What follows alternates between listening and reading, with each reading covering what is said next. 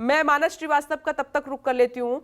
मानस, ये शानदार तस्वीरें हर कोई देखकर बहुत खुश हो रहा है और जैसा कि बीजेपी कह रही है पर्यटन, व्यापार, रोजगार, इसको बढ़ावा मिलेगा, तो फिर अखिलेश यादव को इतना ऐतराज क्यों?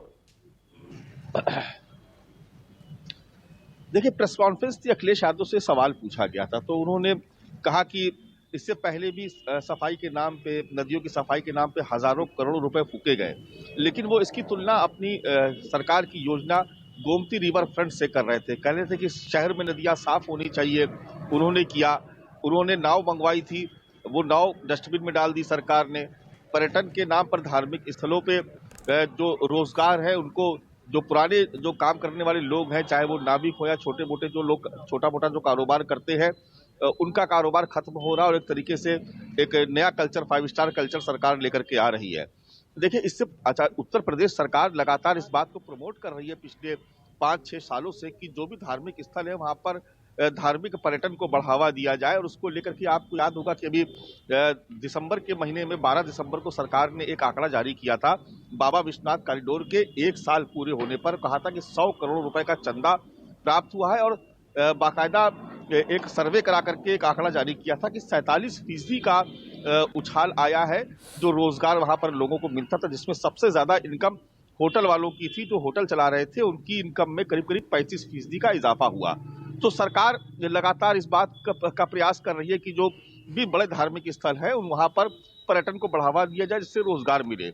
अखिलेश यादव का सवाल दूसरी वजहों से था। वो ये कह रहे थे कि अगर इस तरीके से बड़े बड़े क्रूज चलेंगे तो उन नाविकों का क्या होगा। चाहे गोमती रिवर फ्रंट पे जब उन्होंने नाव चलाने के लिए की योजना जब उन्होंने लागू की थी, उसके लिए नाव भी मंगाई थी, सरकार चली गई, सरकार ने वो पूरा कार्यक्रम बंद कर दिया। गोमती रिवर फ्रंट पूरी तरीके से बर्बाद हो गया।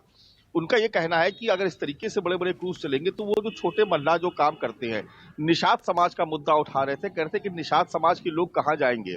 निषाद एक बड़ा वोट बैंक है। आप जानती हैं कि उत्तर प्रदेश की राजनीति में जब माइक्रो लेवल पर जब जातियों को के वोट बैंक को अपने पाले में हासिल करने के लिए बड़े जमीनी स्तर पर लोग छोटे छोटे क्षेत्रीय संगठनों से हाथ मिलाने को तैयार हैं, तो उसमें निषाद भी एक बड़ा वोट बैंक है। और उसको लेकर के समाजवादी पार्टी ने कल इस मुद्दे को उठाया और कहा कि सरकार एक तरीके से जो धार्मिक स्थल है उनका स्वरूप बदलने की कोशिश कर रही है। जहां पर लोग आचमन के लिए आते थे, जिस काशी में लोग मोक्ष की प्राप्ति के लिए आते थे, वहां पर सरकार 5 स्टार कल्चर को बढ़ावा दे रही है।